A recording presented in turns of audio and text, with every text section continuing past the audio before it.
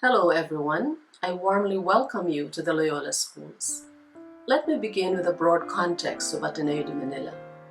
Ateneo de Manila is a Filipino Catholic and Jesuit university with a long storied history. The name Ateneo itself, from the Greek word Athenaeon, is associated with the goddess Athena, honored for her wit, wisdom, and affinity for the arts. In Spanish, Ateneo referred to an association formed by scientists or men of letters. In ancient civilization, a well-educated person was known for wit, wisdom, artistic gifts, and scientific imagination. 1859, almost 40 years before the end of the Spanish regime in the Philippines, the Escuela Municipal de Manila, later renamed Ateneo Municipal de Manila, was established in the walled city of Intramuros. When Rizal, accompanied by Jesuits, was marching towards his execution in Luneta, he glanced at the Ateneo in Intramuros and whispered, "Is that the Ateneo? I spent many happy years there." Jose Rizal graduated with an Ateneo AB degree in 1877. When the Americans took over the governance of the country in 1898, the American Jesuits also gradually took over the administration of Ateneo Municipal in Intramuros. But a decade later, the school was relocated to Padre Faura, which is now the site of Robinson's Place. When Ateneo celebrated 150 years of its foundation in 2009, we put an Ateneo marker on the facade of the Robinson's building. Maybe you can check it out the next time you're able to go there. Fast forward, in 1958, Ateneo found a much more spacious location in Loyola Heights, a huge grassland, quiet and uninhabited. We can very well say that it was the original Ateneo Wild. Then, Katipunan Road was devoid of traffic and big intimidating trucks that beset our current existence. The Blue Eagle Gym that we know today, known originally as the Loyola Center, was an icon marker of that era. Ateneo de Manila became a university in 1959 when the Filipino Jesuits, under the leadership of Father Francisco Araneta S.J., became independent from the New York province of the American Jesuits. Up to 1973, the Ateneo de Manila School of Arts and Sciences accepted only male students. The inclusion of women in 1973 changed the campus atmosphere, as you can imagine. Boys started behaving like gentlemen, and girls showed academic competence that exceeded expectations. In 2000, the one Arts and Sciences, headed by just one dean, became 4 schools, each governed by a dean and under the management of vice president. That is who we are today, the Loyola Schools.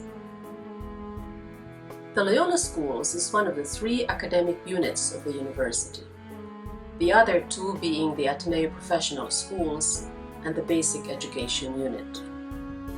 Organizationally, the Loyola Schools is composed of 4 schools that form the vertical structure: Humanities, Management, Science and Engineering, and Social Sciences, each headed by a dean.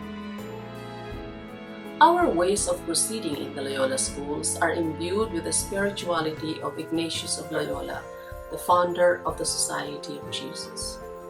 His courage, boldness, and audacity are well worth reflecting based on vignettes of the interesting narratives of his life. Inigo came from a rich Spanish aristocratic background. He was a soldier given to the luxury of life and the vices of the world. But when he was hit by a cannonball in the battlefield of Pamplona, that changed the trajectory of his life. In Loyola, where he recuperated, he was alone, with no stories of chivalry to sustain him. The only books available that he was forced to read out of boredom were about the life of Christ and of the saints. To his surprise, these books turned boredom into conversion. From being a committed soldier for the king, he now became ready to be a steadfast soldier for Christ. He was now the knight in shining armor, not for a lady love, but for Our Lady, Mary, the Mother of Jesus.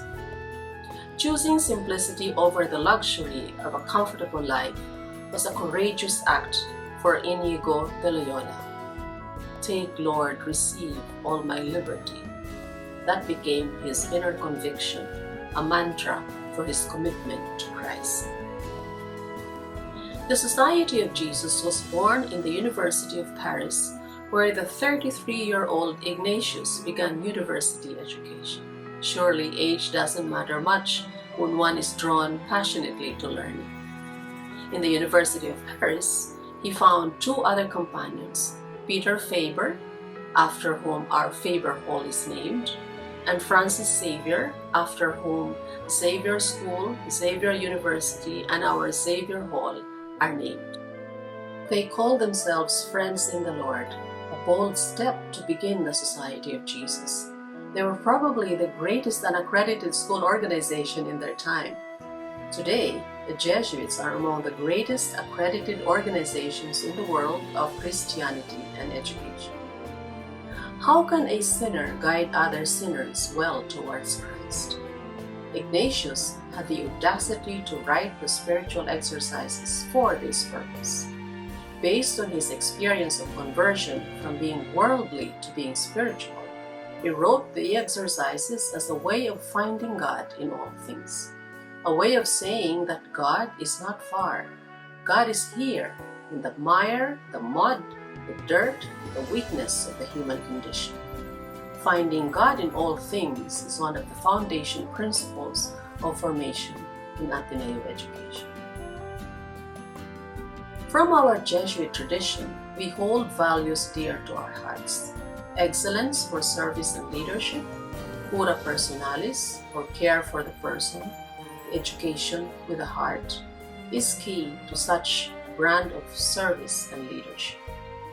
We are amigos in the Lord and find guidance from the way this man called Jesus lived a life of magis, of being more, of doing more, of loving more. Loving more because the goal is not about accumulating achievements and wealth for selfish ends. The goal is to let go of the self and any achievements that will hinder the growth of the other. That is the deeper meaning of magis. Here are some examples of magis.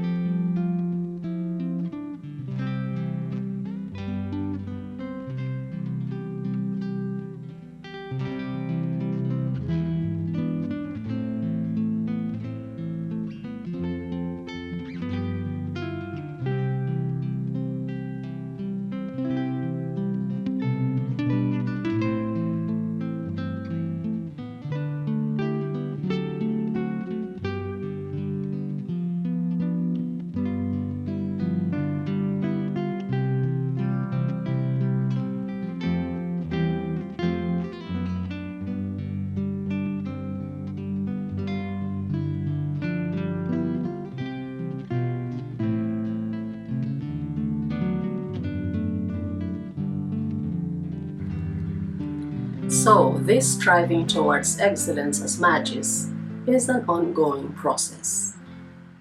Let's take to heart what Aristotle so aptly said: we are what we repeatedly do. Excellence, then, is not an act, but a habit. True to this dictum of making excellence a habit, the Ateneo de Manila, despite this current global crisis, has continued to maintain its robust vision of Jesuit education through its online platform under the banner AteneoBlueCloud. The school on the hill is now on the cloud. We are charting a reimagined path, and together we shall navigate through this adaptive mode of teaching and learning. I hope that you will enjoy this new adventure. You might also want to know what we have been busy with over the last few years in the Loyola schools. the LS Bulletin through this link will be a good source of information. Over and above all modes of learning, know that at the core of who we are and what we do as a community is the call to love, grounded in the person of Christ. I welcome you to this community and also invite you to participate in our mission of love that upholds the truth in a world that easily mutilates the truth. Love that promotes justice in a world that tends to manipulate justice. And love that overcomes darkness in a world that can be quite devoid of vision, even in broad daylight. And finally, in the spirit of great love, I want to invite you to take to heart this poem that is often attributed to Pedro Arrupe, S.J., Father General of the Jesuits who died in 1991. The title is Fall in Love. Nothing is more practical than finding God, than falling in love in a quite absolute, final way.